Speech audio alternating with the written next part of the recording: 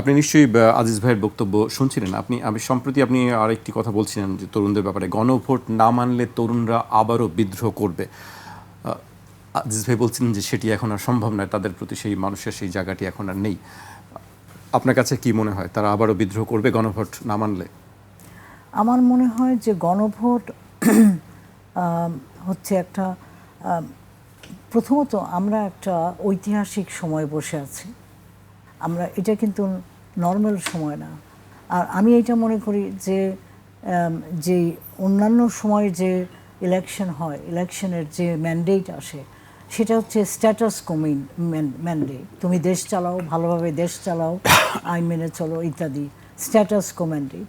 কিন্তু এইরকম ধরনের একটা আন্দোলনের পরে দেশব্যাপী একটা সমস্ত দেশব্যাপী একটা আন্দোলনের পরে স্বৈরাচারকে 1 মাসের মধ্যে পতন করিয়ে তারপরে যে নতুন সম্ভাবনা নিয়ে আসছে, এরপরে যেই সব পরিবর্তনগুলি একটা দেশে সম্ভব সেগুলি অন্য কোনো সময় সম্ভব না। কাজে এই সময়ের মূল্যটা, এটাকে অনেক এক্সপার্টরা আপনার প্রাইমোডিয়াল টাইম বলে, রূপান্তরের সময়, যেটা আমরা এই সময়টা আমরা যদি এই গণভোটকে প্রাধান্য না দিই। গণভোট হচ্ছে একটা সমাজের সর্বোচ্চ বৈধ ভয়েস, এর উপরে আর কোনো ম্যান্ডেট নেই গণভোটের উপরে।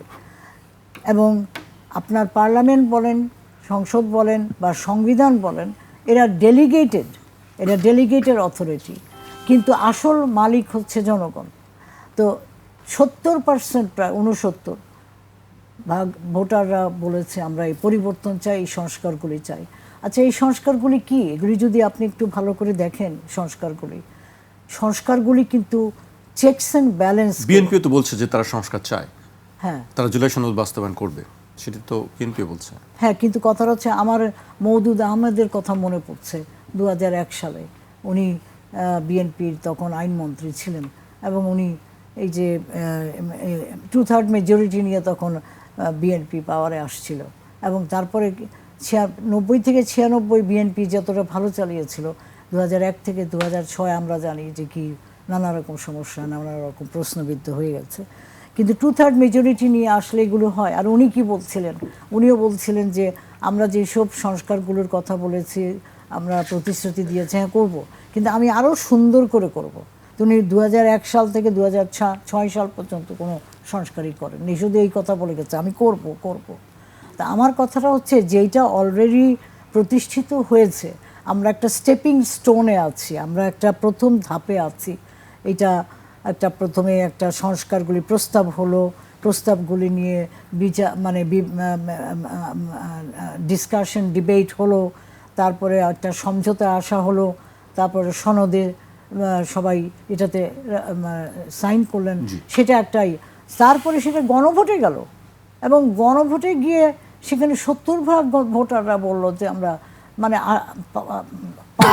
5 কোটি লোক ভোট দিয়েছে এই পরিবর্তনের জন্য। সেটা একটা স্ট্যাগারিং নাম্বার। তো এটা হচ্ছে জনগণ এই পরিবর্তন চাচ্ছে। এই ম্যান্ডেটের পরে আবার এইটাকে গড়িমসি করে এইটাকে বদলানোর, এইটাকে পরিবর্তন করার দরকার কি? এইটা আগে করুক, এইটুকু পর্যন্ত করুক, তারপরে যদি ওনাদের ইচ্ছা আরও ভালো সংস্কার করতে, তার ওনারা করবেন। কিন্তু প্রথম যেটা আসছে, যেগুলো আসছে সেগুলি তো সাউন্ড প্রিন্সিপাল, এগুলো ভালো চেকস অ্যান্ড ব্যালেন্স করার জন্য। গণতন্ত্রের একটা মূল কথাই হচ্ছে separation of power and limitation of power.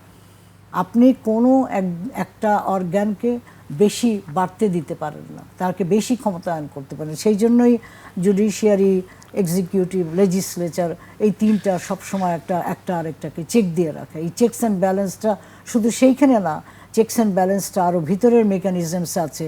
Checks and ব্যালেন্সটা আপনার অপোজিশনের সঙ্গে রুলিং পার্টির আছে। চেকস অ্যান্ড ব্যালেন্সটা সরকারের সঙ্গে সিভিল সোসাইটির, জনগণের বক্তব্য বা সোচ্চার হওয়ার মধ্যে আছে। বিভিন্ন ধরনের চেকস অ্যান্ড ব্যালেন্সের মধ্যে গণতন্ত্র টিকে থাকে এবং প্রস্ফুটিত হয়, ফাংশন করে। কিন্তু আমাদের সমস্ত প্রতিষ্ঠানগুলি ধ্বংস করা হয়েছে, আমাদের কোনো সংস্কৃতি গড়ে ওঠে নাই। আমাদের 54 বছরে অ্যাকচুয়ালি ফাংশনিং ডেমোক্রেসি আমরা দেখিনি। তো এখন সেই সেই জায়গা থেকে আমরা একটা ট্রানজিশনে আসছি গণতন্ত্র প্রতিষ্ঠা করার জন্যে। সেই ক্রান্তি লগ্নে এসে আমরা এইটা নিয়ে যদি নানা রকম ডিস্ট্র্যাক্ট করি বা এইটা করবো না ওটা করবো, এইটাকে বাদ দিয়ে আরও ভালো করব, ওগুলি পরে আগে মুদ্রা কথা, আগে যেই জিনিসটা জনগণ চেয়েছে সেইটা আগে আমরা ডেলিভার, সরকার আগে ডেলিভার করুক, তারপরে আরও ভালো কিছু করতে চাই, খুবই ভালো কথা, তাতে তাদের আস্থা, তাদের আরও বাড়বে। কিন্তু এইটাকে নাকচ করে কেন, এইটাকে বাতিল করে কেন, বা এইটাকে বাইপাস করে কেন, বা এইটাকে ইগনোর করে কেন?